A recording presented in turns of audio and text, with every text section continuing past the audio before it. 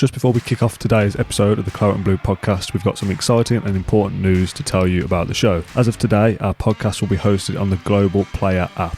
Don't worry though, if you listen to us on other platforms like Apple Podcasts or Spotify or even Acast, that's fine, but we do recommend that you download the Global Player app to listen to our podcast before it's released on any other player. The Global Player is available to download on iOS and Google stores. Thank you very much for your continued support, and let's get underway with today's episode. Hello and welcome back to another episode of the Claret Blue podcast. This week we are doing our Aston Villa unpopular opinions. I did a tweet yesterday asking for people to send in their unpopular opinions, which we'll get to later in the episode. But today we've got two each that we're going to sit through. So we've got myself, Matt Kendrick and James Rushton. How are you doing, boys? I'm all right, thank you. Thank you very much for asking. It's interesting that it's called Unpopular Opinions, because if you try reading the comment section of our of YouTube, you'll probably realise that most of our episodes are unpopular opinions. Yeah, but you know, let's go with it. Let's stay true to our convictions. James, how are you? I'm all right. Glad to be back on. It's boiling in this room as well. Unpopular opinions, obviously, it's something that, you know, you don't want to go too mental and set yourself apart too much from the rest of the crowd, but it's something that you believe in or something that you don't believe in that most other people do. So who wants to go first? Because I don't really want to go first, I'll be honest. Shall I chip in? You go first, James. Take one for the team. Go for it. It's got nothing to do with wearing it at all, but I think Tim Sherwood had probably the best fashion sense of any Villa manager to probably ever exist. It's a great start. Are you wearing this garment as we speak, James? Yeah. Oh, mate. Nice. So I think I've still got the order. I bought it off, I think it was Depop, and the guy saw the article I wrote about it and messaged me saying I didn't think this would be in an article. I don't know if I can find it anywhere, but it was like, it must have been not much more than 15 quid. Do you want to explain what it is to those people who haven't got the joy of YouTube, who are just listening? Yeah, it's true. Okay, so I'm wearing a Tim Sherwood gilet. It's got a stopwatch in there. I don't think it saw much action, to be honest. I got a whistle as well. Bonus items. There is a bit of like dried spit inside, I've been really.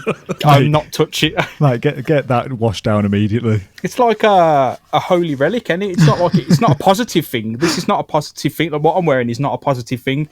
But if you look at Villa's history and what the gilet means and what Tim Sherwood means, it's possibly like as close as you're going to get to like the Pope's kind of raiment. What I would say about Tim, what's his name? Tim Sherwood's gilet. It's harmless enough, isn't it? Oh, God. Why is this an unpopular opinion, by the way? I'm pretty on board with this at this point. I don't know, I just thought I'd say it.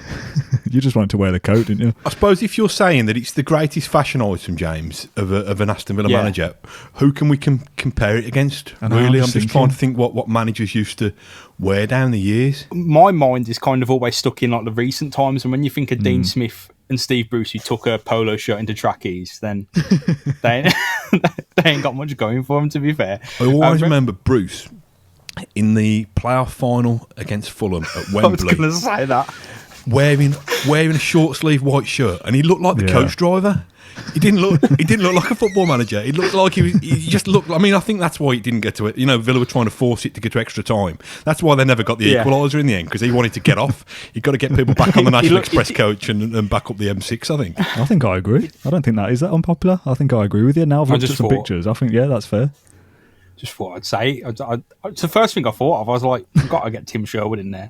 Maybe his coaching ability then. I think we'll change it to his coaching ability, and that he was perhaps my new unpopular opinion is that Tim Sherwood, and I think I saw this on Twitter as well, and I completely agree, is that Aston Villa's board shouldn't have bought the good players they bought because Tim Sherwood didn't get on with them. And if they bought the players Tim Sherwood wanted, we might have been able to make some kind of fist of it.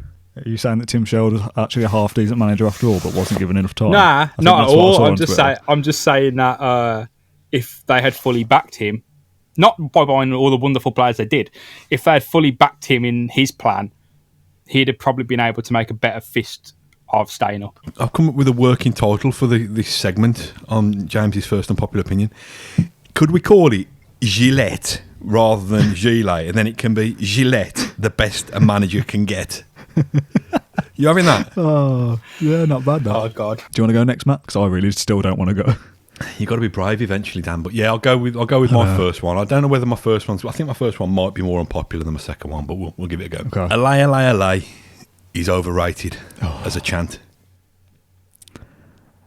That is unpopular. I'd like to see where you go with this one. I don't know where this one could go.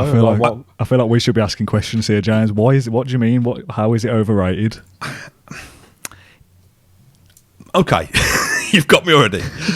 Let me rephrase it. It's overused, and it's I don't know, it gets on my nerves. I mean, don't get me wrong. I'll be belting it out, at the top of my lungs, if there is such a thing. And I'll be singing and chanting it along with everybody at Villa Park when it gets going. But I think it needs to be harnessed by more chants around it. I think it's like the Jack Grealish of chants. I think it's I think it's carrying the atmosphere. And it's meaning that not on the other chants have to turn up.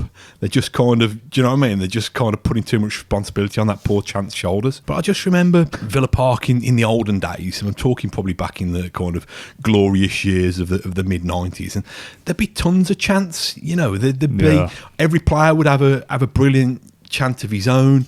There'd be 3 or 4 really good, well, there'd be more than that, there'd be 6 or 7 really good strong chants, and you just felt that there was a proper atmosphere building.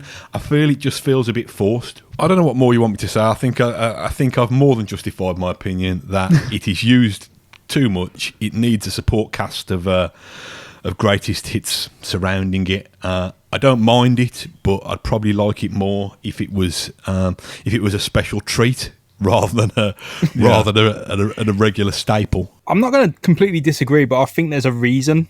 Like, there's a load of reasons why it's so popular, and that's because it's very catchy. It's really catchy. I think the reason it's caught on at Villa so much is because it came to the forefront at such a positive time for the club, which is quite rare that there's a positive time at Aston Villa, and that a fairly, I would say, unique chant springs up that then gets kind of rinsed out.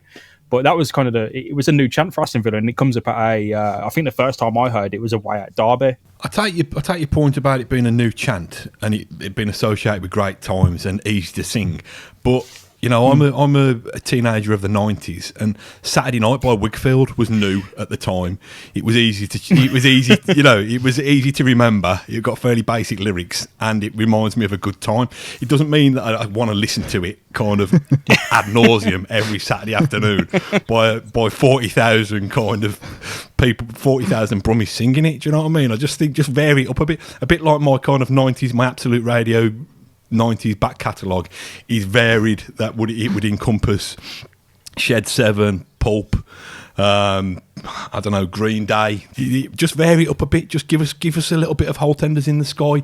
Give us a little bit of My Old Man Said. Give us a little bit of We're by far the greatest team. Give it a little bit of We'll follow Villa over land and sea. Give it a bit of whatever it might be.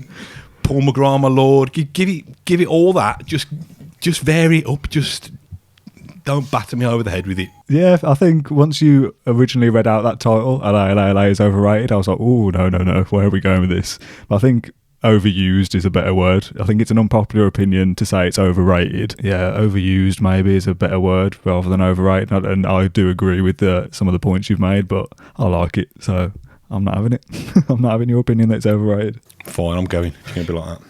What's your one then, Dan? Okay, I think, and again, because of these unpopular opinions, I don't want to kind of put my colours to the mast too much, and I think that if you two give me good reasons here, I'm open to be turned around. I'm very weak with these opinions. No, you're completely wrong with that. Let's get on to James's next one.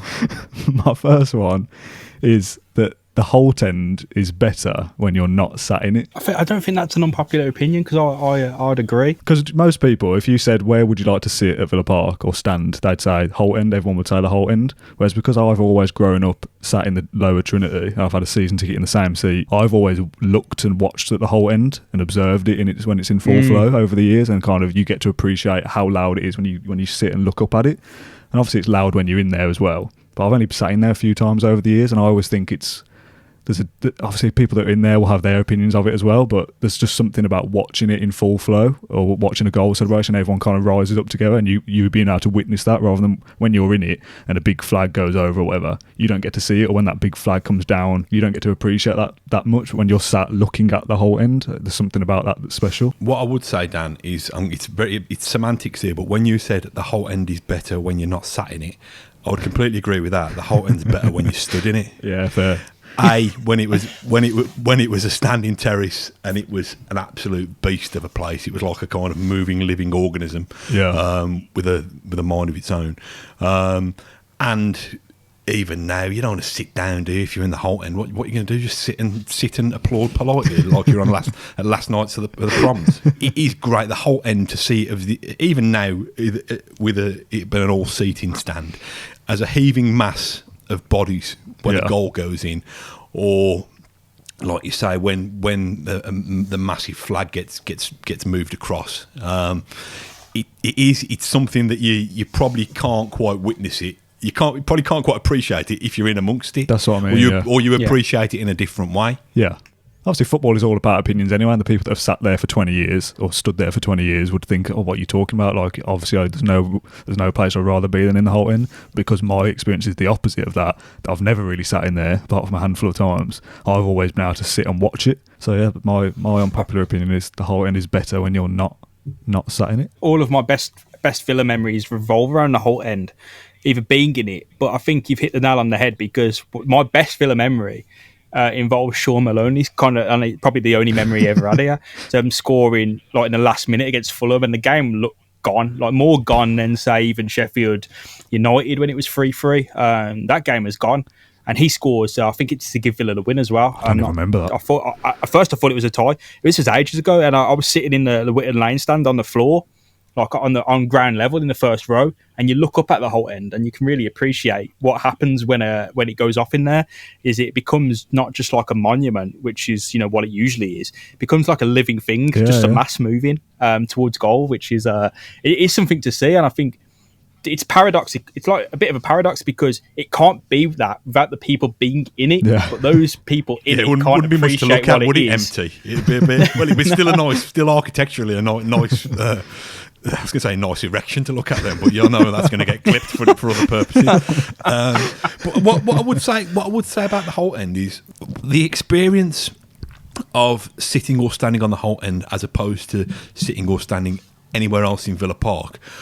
I used to be a Holt End season ticket holder when it was a standing terrace, and during the first 5 or 6 years, possibly a little bit more of it being a seated area. Only then have I thought that as a Villa fan, I can actually influence a result, because I can actually, and it's a cliche, but I can actually kind of suck that ball into the net. Yeah. I think anywhere else I sit at Villa Park, and I sit in the top of the Trinity now with my lad and his mate. We've got season tickets there, so I've been in the Trinity for the best part of the last kind of 15 years now, because I've obviously been in the press box before then. I felt like a spectator. When I'm in the Holt End, I feel like a participator. Yeah. So I think there's that difference. Maybe it's just we're voyeurs now. Maybe we like to watch rather than be involved. Maybe that says as much about us and our viewing habits as it does about the Holt End itself. It's a really good opinion that you've raised. I think it'll create some debate actually. You've half convinced me, but you've not completely convinced me. That's fine. I'm not even sure I've fully convinced myself, to be honest, but I just thought I'd go with something slightly more controversial. I think my second one then, if we're going round now, go for it. Might be a little bit more controversial, because I've seen the argument for it, and I've seen a lot of people get quite passionate about it, and it's that I think that the theme from an unmade silent movie, I think it's by Hurricane Smith, that kind of envelopes an Aston Villa era, one of the most successful Aston Villa eras, shouldn't ever be played again at Villa Park, because it's a terrible song. It sounds like, the Curb Your Enthusiasm kind of intro. It sounds like they've got the tape of that and just battered it with a hammer. Like, genuinely, when I listen to it, it sounds like clowns falling backwards out of a car. It's awful. Is it ba ba ba ba? Yeah, it's crap. Like, it sounds like someone's made it on a little synth, like a little Landant old synth. But I'd be if my team came out like that, I'd be absolutely fuming. Now, Matt, please let James speak, please. You want your team to come out to some energy, right? And Tommy Alvick, when he picked a decent song, I think, when we were first down in the Championship, but it had no energy, and people were saying, "Get that Hurricane, that theme from an unmade silent movie." And I was thinking, do you want us to be laughed at? The only thing going for it is nostalgia. That is like literally it. I agree. I totally agree. I remember when there was the fan vote you can vote for what song can come out at some point. I think this was a few years ago. And again, a lot of the generation that grew up with that era or enjoyed that era as a teenager or as a young adult and enjoyed success, and that song accompanied it. I know my dad likes it, so it's people of that kind of age, whereas I would listen to it exactly the same as you and think, when I heard that for the first time, however old I was as a kid, I thought, well, this isn't something that would pump you up before a game or something that would get you ready to go out for war. Like it sounds like you said, like something you'd hear in a circus or a playground. I really don't like it either. I'm with you on that one. I think you've nailed it with those 4 words, Dan. My dad likes it.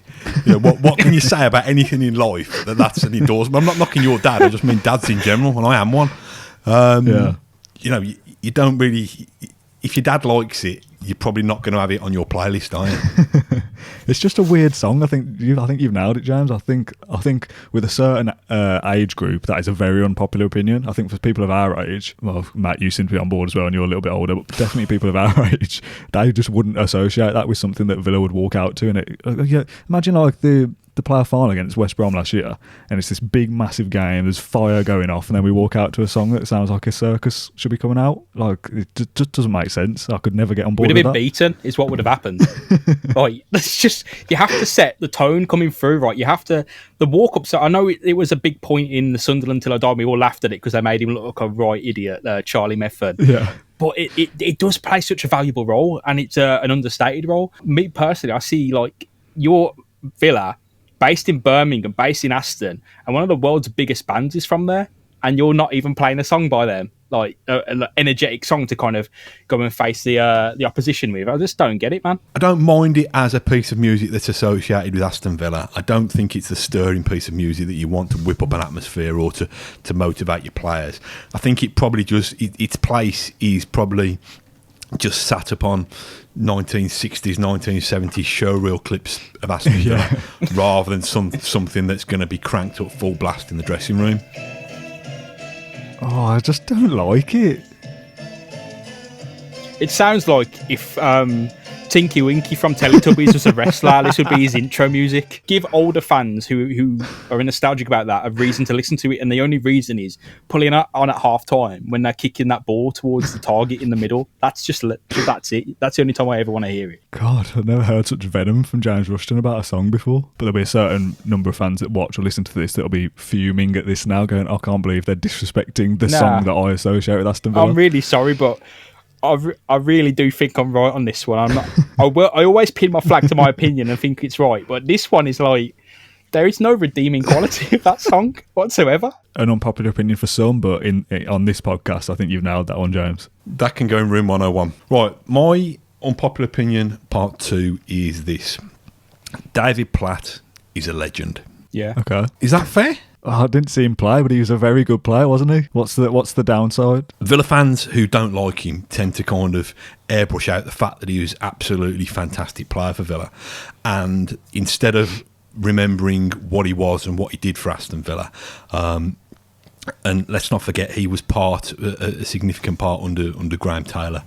Graham Taylor, during the first period under Taylor of getting Villa back on their feet in the late 80s. And he was a fantastic player. He was Frank Lampard before Frank Lampard was Frank Lampard. Those late surges into the box to score goals. A goal-scoring midfielder. You know, imagine that, a goal-scoring midfielder for Aston Villa. Listen, he got a massive slaphead. But so have I. But I think what's happened is people choose not to remember what David Platt was like in the Claret Blue of Aston Villa. They choose to remember what has happened since he's left Aston Villa. Explain that story to those that don't know them. For me, I don't know the full story. What happened? Well, I'm very much from the school of thought that it's better to have loved than to have lost than never to have loved at all. And with David Platt, when he left Villa, he went to Italy and had a very successful career in Italy, and then came back to Arsenal. You know, was a regular England international. He was a top class, really talented, really able player. But when he left Villa, he kind of didn't really speak about Villa. After that, it was almost as if it never happened. The Claret and Blue chapter of his career never happened. Whereas the Claret Blue chapter of his career was the thing that actually kind of put him on the road to fame and fortune. He didn't mention it, but does it matter? It's almost like kind of having a girlfriend who you fall out with, and you had great times with her, great fun. It was brilliant, but people change, things happen. She's moved on, and then you kind of stalking a Facebook page for the next 10 years, just thinking, why isn't she talking about me? She's not shared one of our pictures. Remember when we kind of ate spaghetti off the same spoon in San Carlos back in 1991 or whatever? Let it go. Let's just enjoy what we had. Okay, so we might not have kind of sung from the rafters about how great Aston Villa were and how important they were to him. I don't think he's ever really bad-mouthed Aston Villa. There's a saying in life: you should never meet your heroes. Which is great, and I've never met him. But I had cause to phone him through the course of my job, probably 10 or 11 years ago. And before I phoned him, I kept saying, don't be an idiot. Him, not me. I knew I was going to be an idiot. Platty, don't be an idiot. Don't be an idiot. Please be a good bloke. Please be a good bloke. And he was brilliant. I got him on the phone for 10 or 15 minutes from his holiday home in Sardinia. And he gave me all the lines that I wanted. I can't remember what I was speaking about. I'm sure it was about Aston Villa. And at the end, I just kind of had 5 minutes conversation with him, bit of fanboy stuff about how great he was and how I loved him at Villa. And he was brilliant. He was the nicest bloke on earth. It'd be nice, wouldn't it? It'd be nice if he was an ambassador for Aston Villa who was flying the flag and talking about Villa all the time and bigging up the fan base and talking about what a platform it was for him and how important he was in his career. But I'd rather have him, like I say, roving from midfield, kind of scoring those goals, beaming to the whole end when he celebrated, and what he stood for then, being the poster boy for a bright new era for Aston Villa. I'd rather have that, and if it means that he never mentions Aston Villa again, then so be it. What was your original phrasing? Your unpopular opinion is David Platt is a legend. Is that what you said? David Platt is an Aston Villa legend. And also a Coronation Street legend. Yeah, I think maybe the wording of that would be unpopular. I don't know, and I'm obviously speaking for people that are before my time. I'm not sure whether many people would class him as a legend for Aston Villa. I think they'd recognise him as a very good player, and he would be a hero to some. This is kind of the hero, iconic, legend debate, isn't it? What words you give these people? Ian Taylor was a Villa legend. Is David Platt a Villa legend? I'm not sure, but I think he is, mate. Yeah, yeah, he is. There's no debate about it. I would treat Matt's thing, is David Platt a legend, does the player have a certain reverence when people speak about him? Is there a certain kind of aura? And I think David Platt has that. The way people speak about it, it's like with Gordon Cowans and the precursors in that like playmaker position is the way they're speaking about these Brian Littles, these David Platts, these Gordon Cowans, there's of a certain quality, and they all kind of, when people say stuff about them, where there's differences in ability, but when people speak about them, they're usually going along the same line. So I'd say yes, having not even seen him, the way people speak about him to me would tell me that. You can have that one then, Matt. Thanks, mate. I appreciate that. Shall I move on to mine? The last one. Go on then, you're a bit scared about this one, aren't you? I'm a little bit nervous, yeah. I think, James, I feel like you and I have potentially talked about this in the past, and I think you might agree with me. So this is why I've gone for it, because I'm hoping that you'll back me up a little bit. So you're dragging me down with this? Like, if you go down, I'm coming down. Feel free to disagree. I'm just going to drop this. There's 5 words that I've written. I'm just going to drop this in and not say anything and let you two kind of discuss the aftermath. My unpopular opinion is the round badge is overrated. Absolutely. I like the round badge. I think this is a lot down the same lines as the theme from an unmade silent movie thing, that people of a certain generation will associate that badge with success for Villa. I've done some research somewhere, don't know what tab it's in though, that we had it between kind of the 70s and the early 90s or something like that. Aesthetically, I'm looking at it now, and this might be a dodgy kind of Photoshop kind of job, that it's just on some website, but the colours don't even look right to me.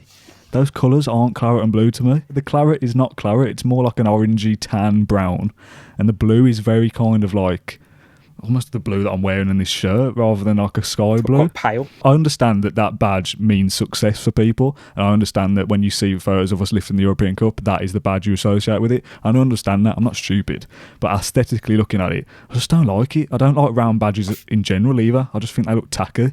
I like a shield or a kind of something that's got a bit of uniqueness to it, rather than a kind of generic circle. I think it's very easy. Like I look at badges now, again, doing a little bit of research. I associate round badges now, those like modern flashy ones that get redesigned, like Chelsea, Man City. Yeah, like that Bristol City one, isn't it? That it was just like the Bristol City used to be a robin, and then it's like, I'll just put it in a circle. Like I don't like that. Imagine like if Villa brought it back now, it wouldn't be what it was. It would be a modern version of the lion and the lettering and stuff, but stuck in a circle that I think would just look cheap. Like I like something with a bit of shape or texture, or whatever you want to say. Like Liverpool is the liver bird, Man United, Newcastle, even Everton have got like those little chimney things on there. I don't know what it is. I don't know what it is. It's like a castle, isn't it, or something? I don't know. I like things that have got a bit of kind of shape or style to them, whereas a round badge that isn't even really claret and blue, unless that photo is wrong. But I don't know. I just don't like it. I don't like that badge, and I would not like them to bring it back. What I would say is that over recent years, Villa have spent an absolute fortune on consultants and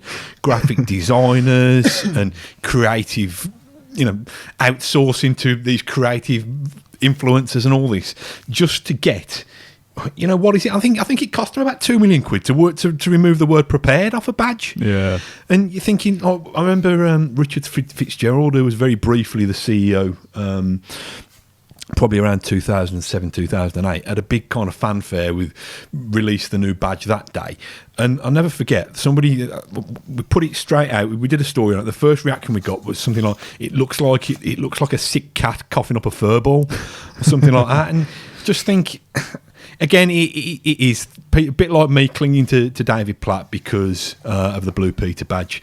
People cling to this round badge because it was simpler times, it was successful times, and I don't think people are looking at it through your aesthetic eye, Dan. I think they're looking at it because it brings them comfort from the times when Aston Villa were half decent. I understand why it's important to people, but I'm just not fussed about it. I wouldn't be bothered about signing a petition to get that back and all these things that go around on Twitter every couple of years to bring back the round badge. No, don't. I'm not bothered. I think the best Villa badge is probably the one I had in the 50s, because that one always strikes to me as like the Aston Villa badge. It's like a shaped shield. It's got the lion. It's got prepared.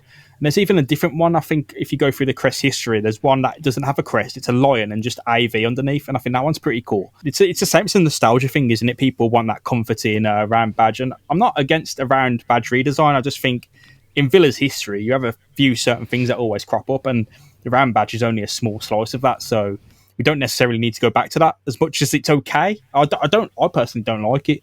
But round badges are just an in thing now. And I think if you go to a modernised brown Villa badge, you just simply fall into this identikit pattern like Brentford. It just looks highly stylised and not really reflect a brand that is attached to the shirt. It just looks a bit off to me and a bit modern for the sake of modern. Do you know what I'd love to see? I'd love to see David Platt wearing a gilet with a round badge on, sitting in the Holt End, listening to a mashup of theme from an unmade silent movie mixed with a la la la. Honestly, mate, that's what I'm yearning for. I'm missing football so much. I'd love to see that. What a way to end as well. Matt has been sitting there waiting for the perfect moment. Yeah, we've done our 6 unpopular opinions. This has been one of my favourite episodes that we've done for a while, actually. We've covered a wide range of topics kind of by chance, that we've all kind of given six subjects out of nowhere, and it's been a nice mashup of AVFC memories and different thoughts and kits and music and all sorts. So yeah, I enjoyed that. I don't know if you two did. Don't know whether the audience did, but I had a nice time. I mean, this might be an unpopular opinion, but I thought that was award winning. That was definitely unpopular. I thought it was brilliant. I think it's going to get record viewing figures, and I think the comments on there talking about how nice my tracksuit top is, it's going to go through the roof, mate. Genuinely. You've hyped up this tracksuit jacket, so I'm looking forward to seeing it when I do the edit as well. I'm intrigued. I'm going to cut the arms off it, mate, when I've gone, and get Tim Sherwood to spit in the pocket. Oh, goodness me. I think that's a nice way to end it. Thank you both for joining me this evening. If you've enjoyed listening to this episode of the Claret Blue podcast, I think this is episode 32 now, let us know. Leave an iTunes review, leave a comment on YouTube, get in touch with us on social media as well if you want to. Obviously, we can take your comments and use them for future podcasts as well. We'll be back at some point next week with another episode, but I think the next one we do might be this best kits one that we keep teasing and haven't recorded yet. So that probably might need to come next. So stay tuned for that. Thank you very much for tuning in on YouTube or iTunes or Spotify or wherever you're listening, and we'll see you again soon. Thank you very much, and up the Villa. Thank you for listening to Claret and Blue, an Aston Villa podcast. If you enjoyed today's episode, then please let us know. We love hearing your feedback. We'll be back soon with another episode. Until then, up the Villa!